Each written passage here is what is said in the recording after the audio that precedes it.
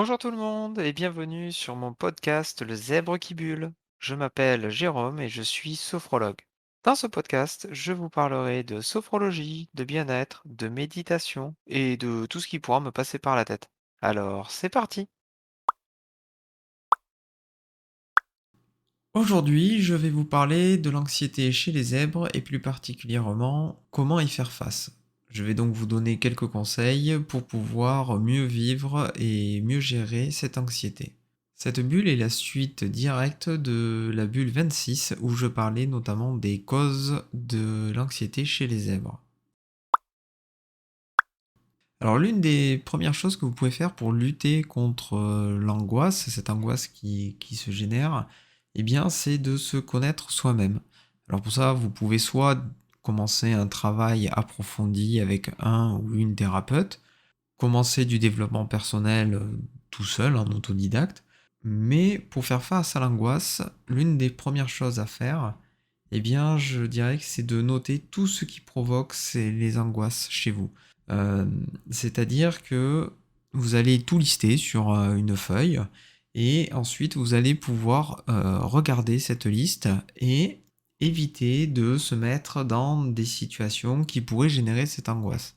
Je m'explique, ça ne veut pas dire qu'il faut éviter toutes les situations constamment, mais cela vous permettra de prendre conscience de ce qui génère de l'angoisse et des situations qui vous génèrent de l'angoisse afin de pouvoir travailler dessus pour pouvoir mieux après les appréhender et que cela soit moins dur pour vous.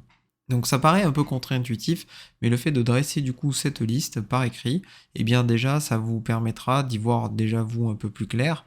Et puis c'est un premier pas de façon vers se connaître soi-même et pour mieux vivre les situations qui peuvent être délicates pour vous.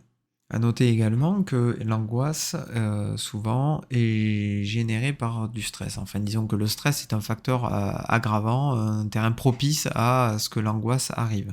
Dans les causes qui peuvent générer de l'angoisse, eh bien, il y a, les événements prévus. Alors ces événements-là, c'est par exemple une prise de parole en public, un repas de famille, et cetera, et cetera. Pour diminuer l'angoisse, que peut générer ces événements, eh bien, le mieux c'est de s'y préparer, de préparer, par exemple si c'est un voyage, de préparer ses billets, de préparer ses vêtements et cetera, de bien se planifier, de se faire des listes si on a besoin. Cela va permettre de se rassurer, de rationaliser aussi l'événement en question et de pouvoir avoir, prévu, un plan B, un plan C en cas de petits soucis. En fait, cela va vous permettre de si vous rencontrez un inconvénient, pendant, cet événement, eh bien, le fait de vous avoir préparé, cela va vous permettre de réagir sans trop réfléchir et d'avoir moins d'énergie à mobiliser pour pouvoir vous sortir de la petite galère qui pourrait vous arriver.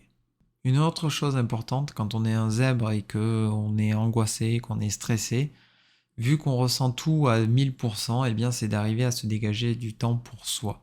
Quand je dis du temps pour soi, c'est du temps pour prendre soin de soi, du temps pour faire des choses que l'on a envie, pour recharger les batteries. Alors, c'est pas évident dans une société où on nous demande d'être toujours actif, où on est toujours à 1000% et il y a un million de choses à faire.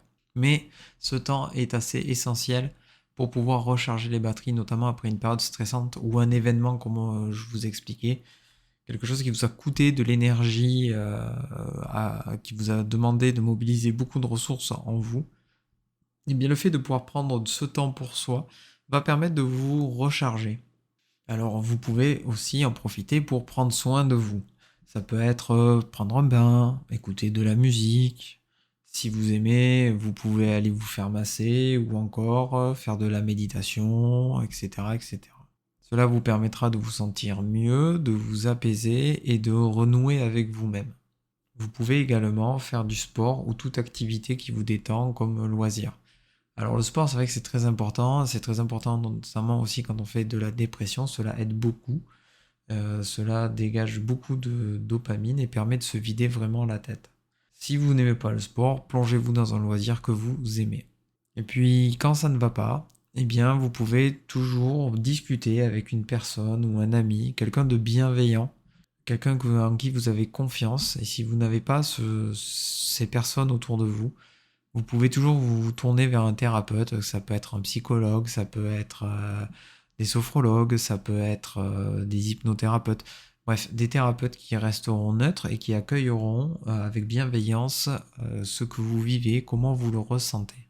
Et qui pourront même d'ailleurs vous aiguiller si besoin en cas de problème ou même vous proposer une thérapie si le besoin est là. Mais le fait de discuter en fait avec quelqu'un permet de pouvoir déjà évacuer tout ce qui ne va pas, de pouvoir évacuer cette angoisse, mettre des mots dessus et cela permet de mieux la comprendre et des fois le fait de juste mieux la comprendre permet de mieux l'appréhender et de diminuer donc les angoisses, les crises d'angoisse, etc.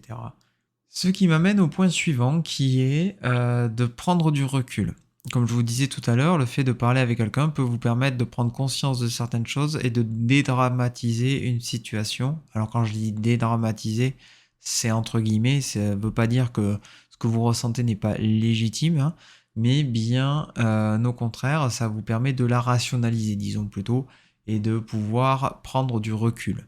Et prendre du recul par rapport aux choses qui nous angoissent permet de pouvoir diminuer les crises d'angoisse, diminuer le stress et mieux gérer les choses qui nous font peur au quotidien. Et donc aussi, du coup, de lâcher prise sur les situations, sur les choses qui peuvent être très très angoissantes. Et si l'une des sources de vos angoisses est liée à un ou plusieurs de vos sens qui sont développés, alors quand j'entends sens, c'est les 5 sens du toucher, l'odorat, l'ouïe, la vue et le goût, eh bien vous pouvez adapter du coup certaines choses, certains moments de votre vie. Enfin, pour faire plus simple, si par exemple vous êtes avec une ouïe très développée et que le bruit vous gêne, ou notamment que certains sons vous posent problème, eh bien pourquoi ne pas, dans certains cas, prévoir, avoir toujours dans la poche des bouchons d'oreille ou des bouchons notamment comme c'est pour certains concerts avec un filtre dedans qui permet de réduire les décibels tout en entendant son environnement. Cela permet de comment dire, de baisser le désagrément provoqué par votre environnement. Car oui, quand on a des sens des fois un peu développés, eh bien cela peut être aussi bien un don génial comme des fois être subi un peu comme un fardeau. Il y a également les rituels qui peuvent vous aider à vous calmer, à vous reposer. Ça vous permet de faire quelque chose que vous connaissez, que vous avez l'habitude, et du coup de pouvoir prendre du recul par rapport aux situations angoissantes, aux choses qui vous angoissent. Ça peut vous calmer parce que vous connaissez, c'est de l'automatisme, vous n'avez pas à réfléchir. Et puis si vous aimez les animaux, pourquoi nous aussi ne pas faire un câlin à un chat, un chien, bien sûr sans abuser, hein, mais faire un câlin à votre animal de compagnie qui lui sera certainement très heureux de pouvoir vous réconforter dans des moments où cela ne va pas. Et le dernier conseil que je vais vous donner, eh bien, c'est de vous faire aider. Ne pas hésiter à demander de l'aide, car l'angoisse au quotidien, c'est quelque chose qui peut être très handicapant, très lourd à porter, et peut même aller jusqu'à de la dépression, même de très fortes dépressions. Donc ne pas hésiter à consulter un psychologue, un psychiatre, votre médecin traitant, à en parler à des thérapeutes qui, eux, viendront vous aiguiller et vous aider le temps que vous en avez besoin. Donc pour conclure, l'angoisse chez les zèbres, si vous êtes un zèbre, eh bien c'est pas une fatalité, vous pouvez vous en sortir, vous pouvez très bien arriver à la gérer et voire même à la diminuer, même à la faire disparaître. Pour cela, eh bien, l'une des premières choses, c'est d'arriver à se connaître soi-même, hein, se dégager du temps pour soi et prendre soin de soi. Ça permet aussi au passage de rebooster la confiance en soi, de prendre soin de soi.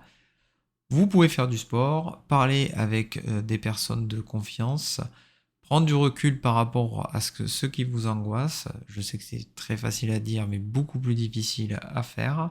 Et accueillir ses émotions et bien sûr se rassurer avec des rituels. Et bien évidemment, surtout, n'hésitez pas, je le rappelle, à vous faire aider si besoin, à consulter des psychologues, votre médecin traitant, des psychiatres, etc.